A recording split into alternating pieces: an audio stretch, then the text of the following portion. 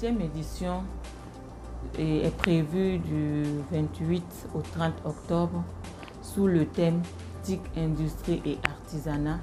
Quelle passerelle pour l'essor inclusif du textile africain dans un contexte marqué par la pandémie de la COVID-19. Vous n'êtes pas sans savoir qu'actuellement, avec la situation que prévaut le monde des affaires et en général le monde entier en a pâti d'ailleurs à cause de cette pandémie-là. Donc nous avons trouvé opportun de toucher un peu ce point afin d'apporter notre petite touche pour permettre aux formateurs qui seront là, aux personnes qui voudront bien participer à l'édition de 2021, d'avoir des outils pour vraiment se dépasser ce contexte de pandémie-là, qu'ils puissent acquérir des outils pour permettre à ces personnes-là de pouvoir affronter toute autre difficulté que viendra à connaître le monde et qui viendra à chambouler vraiment le secteur des ventes et production surtout. C'est une des raisons pour laquelle nous avons même initié une formation en e-commerce pour permettre à ce que les gens puissent vraiment, même étant chez eux, pouvoir utiliser Internet pour faire des affaires, pour vendre, pour se créer des relations et aussi pour écouler leur production.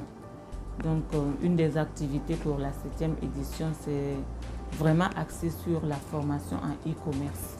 Mais au-delà de ça, nous avons une formation en tissage et teinture prévue pour 50 personnes à Djibouti. Il faut dire que Djibouti aussi est comme un peu la Centrafrique. Ils ont un tissu traditionnel djiboutien, mais dont la matière est faite de polyester. Donc, lorsque l'idée du CITA est arrivée là-bas, ils ont souhaité à ce qu'on puisse également leur permettre d'avoir un produit de chez eux, mais fait avec du coton.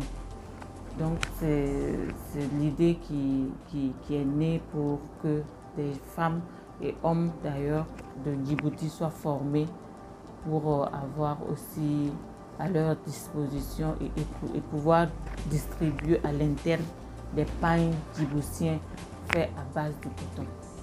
Il y a aussi les activités comme les précédentes, à savoir l'exposition vente et les soirées de défilé, compétition de défilé de mode où 4 stylistes seront primés les meilleurs.